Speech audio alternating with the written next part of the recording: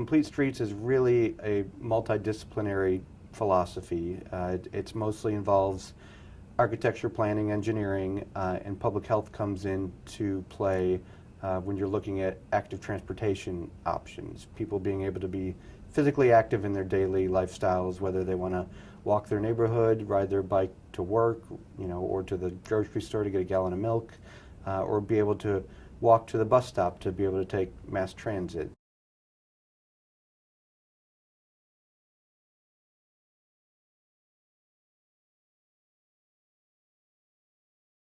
This is the first time that in my 11-year public health career here in town that I've ever had the opportunity or the inclination to seek out the planning department to look at strategies such as this. They were working with this We Choose Health initiative, and they wanted to reach out to us and see if we wanted to use any of this funding for a planning purpose. They sort of described a gap in their planning that they would like to take a look at, and that's where this pedestrian planning kind of walkabout initiative came about. And it was really driven by the planning department. They came up with the concept of doing the on-the-ground walkabouts to have citizens and the actual planners themselves walk the neighborhoods that they're charged with looking at for infrastructure development. So that was sort of the basis of this project. The walkabout was a way to really engage with people who are living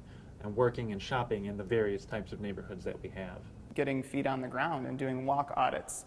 And so Champaign, the planning department responded well to that, and we began to design a planning process that would incorporate walkabouts, that would incorporate opportunities to get residents out to walk with us at the city and get some city officials and public works people and policemen and lots of different people from the city to come out and walk with us and share how they felt walking in different neighborhoods. And we've been recording that throughout the summer. The walkabouts are approximately a 2-hour event, and we invite the public to come walk with us, and we typically start at a neighborhood center. So we'll start at a library, or one of our fire stations has a community room, or we might meet at a school.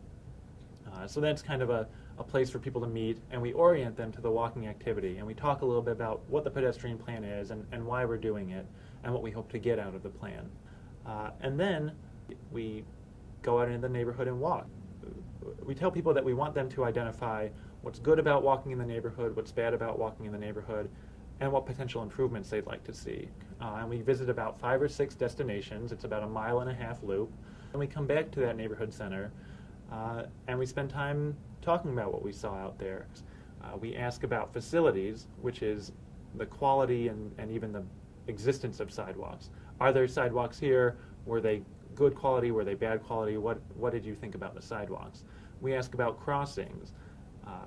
When people have to shift from a sidewalk to cross a road, did they find the road easy to cross, comfortable to cross? What were some good crossings? What were some bad crossings? Livability is really what makes walking feel comfortable and feel safe. So did you notice that there were lots of trees? Did you find that there were places to sit down, to get a drink, to throw out your trash? Or did it feel very inhospitable to you? And really what I see as most important is connectivity. We ask people, okay, so we've heard about the sidewalks, we've heard about crossing the street, we've heard about whether it's comfortable, but does this neighborhood give you the ability to walk between the places that you want to walk? Are you able to walk easily between your home and the grocery store? Or is there a big fence in the way? Is there a street that is impassable? Does the street network go all curvy instead of getting you directly there?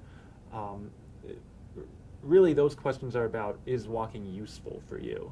We take written feedback where we have questions posted and ask people to write on post-it notes and stick their feedback up.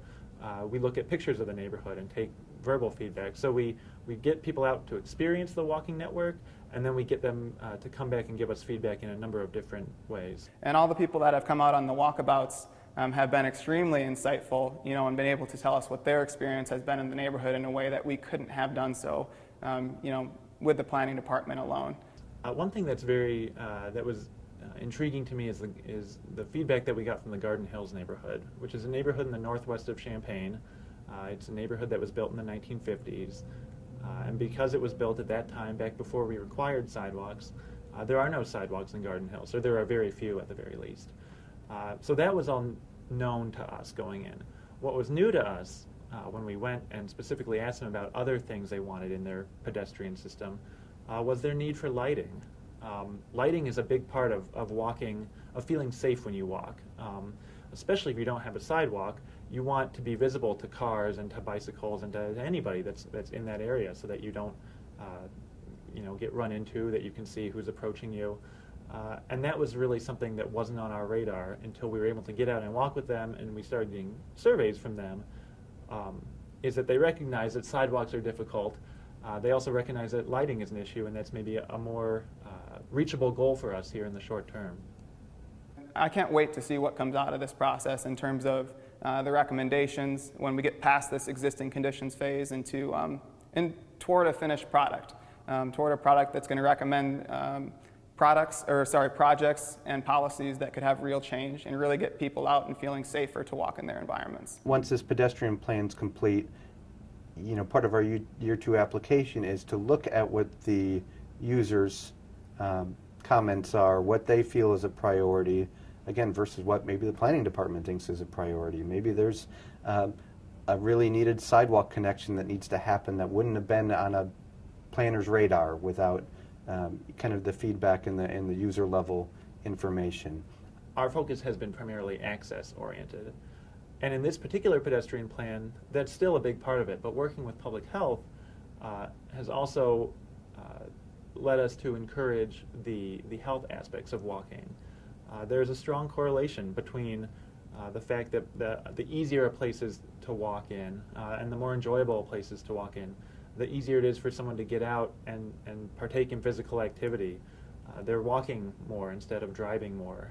They might engage in recreation by going for a run or walking to a friend's house as opposed to sitting inside and watching TV. And I think that's important. It's an important reason for why we want to do this. It's a way for us to help our community. And had we not partnered with public health in this, those reasons might not have come to the fore. It's a real opportunity for a partnership where we can pair our skills together and really put something of value out there in the community that didn't exist before.